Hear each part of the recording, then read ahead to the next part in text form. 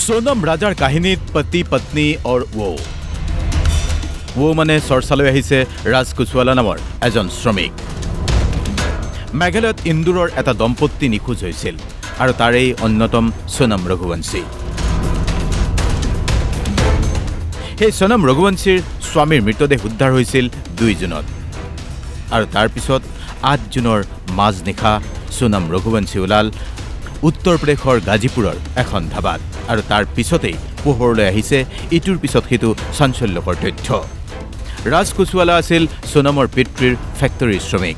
এইজনেই সেইজন যাৰ বাবে সদ্য বিবাহিত ৰাজা ৰঘুবংশীৰ হত্যাকাণ্ড হৈছে। পিতৃৰ ফেক্টৰীৰ শ্ৰমিকৰ সৈতে প্ৰেমৰ সম্পৰ্ক আছিল সোনমৰ। সোনম ৰঘুবংশীয়ে বিয়া হৈছিল ৰাজা ৰঘুবংশীৰ সৈতে। 11 মেত বিয়াত বহি 13 মেত হত্যাকাণ্ড। কি আচৰিত! এতিয়া আপোনাক শ্বিলং চেৰাপুঞ্জীৰ সোনম ৰাজাৰ কাহিনীটো আকৌ এবাৰ অলপমান ফ্লেশ্ববেকত মনত পেলাই দিব খুজিছোঁ। শ্বিলং চেৰাপুঞ্জীত গাড়ীত ঘূৰি ফুৰোতে বাজি আছিল জনপ্ৰিয় কথাছবি কবিৰ সিঙৰ গান তেৰে বিন আব না লেংগে এক বিদম তুজে কিতনা চাহনে লাগে হাম। সদ্য বিবাহিত ৰাজাই গুণগুণাইছিল অৰিজিৎ সিঙৰ সেই ছুপাৰহিট গান, কিন্তু হঠাৎ সকলো উলট-পালট লগাই দিলে গীতৰ কথাসুৰে। কোনেনো জানে মনে মনে হয়তো সোনমে ভাবি আছিল সেই গীত জিন্দগী কি তলাশ মে হম মৌত কে কিতনে পাছ আ গয়ে। জীৱনৰ সন্ধানতেই মৃত্যুৰ কিমান ওচৰ চাপি গ'ল সোনম ৰাজা। মধ্যপ্ৰদেশৰ পৰা অনা ভাড়াতীয়া হত্যাকাৰীয়ে হত্যা কৰিলে ৰাজাক। মধ্যপ্ৰদেশৰ পৰা আহি গুৱাহাটীত কিনিছিল হত্যাকাণ্ডত ব্যৱহৃত দাখন আৰু তাৰ পিছত ইটোৰ পিছত সিটো অভিযোগ প্ৰতি অভিযোগ। সোনম ৰাজাৰ ঘৰ দুখনত কি হৈছে প্ৰয়াত ৰাজা ৰঘুবংশীৰ মাতৃয়ে এই পৰ্যন্ত মানি ল'ব পৰা নাই। ৰাজা ৰঘুবংশীৰ মাতৃয়ে এতিয়াও ভাবিব পৰা নাই সোনম বেৱফা বুলি, সোনম হত্যাকাৰী বুলি মুঠেই মানি ল'ব পৰা নাই। কাৰণ व्यवहार तो उसका बहुत अच्छा था। व्यवहार तो ये सब पता ही नहीं चला ना कि सोनम कुछ कर सकती है। अभी भी यकीन नहीं हो रहा कि सोनम ने करके कैसे क्या हुआ। हमको जरा सी भनक नहीं है, किसी को भनक नहीं हमारे घर में कि कौन था कि कौन नहीं था, किसी को नहीं। राजा तक को भनक नहीं। अगर राजा को ऐसी भनक होती तो राजा मेरे को पहले ही बता देता। राजा की आप मां सोनम के लिए क्या सजा चाहती हैं? अगर राजा को सोनम ने मरवाया तो मैं कड़ी से कड़ी सजा चाहती हूँ। किस तरह?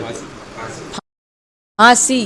और मैं तो फिर मैं भी कुछ बोलो तो जिसने करा नहीं करा, सोनम ने नहीं करा तो अपन गलत इंजाम उस पर क्यों लगाएंगे? কাৰণ বিয়াৰ আগে পিছে ব্যৱহাৰত নাছিল কোনো অস্বাভাৱিকতা। সোনমৰ মাতৃক জ্ঞান কৰিছিল ৰাজা ৰঘুবংশীৰ মাতৃক। তেনেহ'লে এনেকুৱা কেনেকৈ হ'ব পাৰে? সোনম ৰাজাৰ পিতৃ মাতৃয়ে কোনেও ক'ব পৰা নাই সত্য কি। CBIৰ তদন্ত বিচৰাৰ কথা ক'লে সোনমৰ পিতৃয়ে। মাতৃৰো মন্তব্য, उसको ऐसा मेरे को व्यवहार नहीं लगा। मैंने उसको बेटी जैसा माना। वो जिधर से आती थी मैं से एकदम गले मिलती थी, लूमती थी। मतलब अच्छा व्यवहार था। वो मम्मी मम्मी करके ही मैं से गले में लिपटती थी। जो कुछ भी हुआ ना खाने के बाद, पहले कुछ भी नहीं हुआ उसके साथ, खाने के बाद में हुआ उसके साथ। जो भी हुआ वो खाने के बाद हुआ। जब उसने बोला ना बस मैं यहाँ से लिख लूँगा अभी थोड़ी देर बाद, उसके बाद में हुआ। इससे पहले कुछ नहीं हुआ उसके साथ। आवाज राजा की? हाँ, उसके पहले कुछ नहीं हुआ। और जो कॉफ़ी वाली बात थी ना, तो हो सकता है सोनम ने उनसे बोला हो कि लो कॉफ़ी पी लो, तो उसने बोल दिया मेरे को नहीं पीना। तो सोनम ने जो कॉफ़ी फेंकी तो किस कारण से फेंकी ये नहीं कह सकती। হত্যাৰ মটিভ যিয়েই নহওক, সোনম ৰঘুবংশীয়ে ইতিমধ্যেই গাজীপুৰ আৰক্ষীক সদৰি কৰিছে। তেওঁক অপহৰণ কৰা হৈছিল আৰু তাতেই অপহৰণকাৰীয়ে ৰাজাক হত্যা কৰি গাজীপুৰৰ সমীপত এৰি দিছিল। কিন্তু সোনমৰ ভাষ্য কিমান সঁচা? সোনম সঁচাকৈয়ে বেৱফা হয়নে নহয়?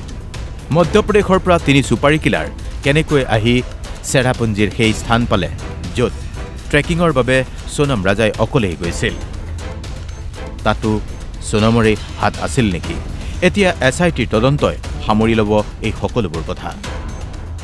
Involving the disappearance of a honeymooning couple from Indore, Madhya Pradesh, who went missing in the East Khasils district in the month of May 2025.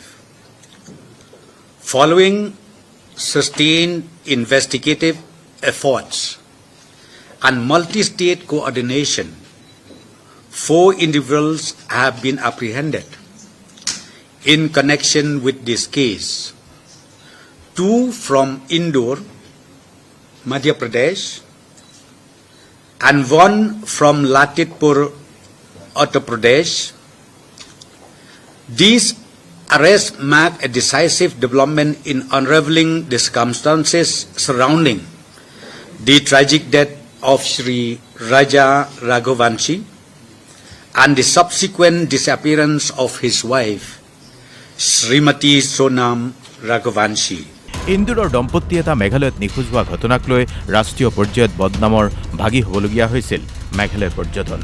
Meghalaya বুলি ক'লেই ইচ্ছাকৃত বা অনিচ্ছাকৃতভাৱে এক ভয় সংশয়ৰ মনোভাৱ সৃষ্টি হৈছিল বহুতৰে মনত।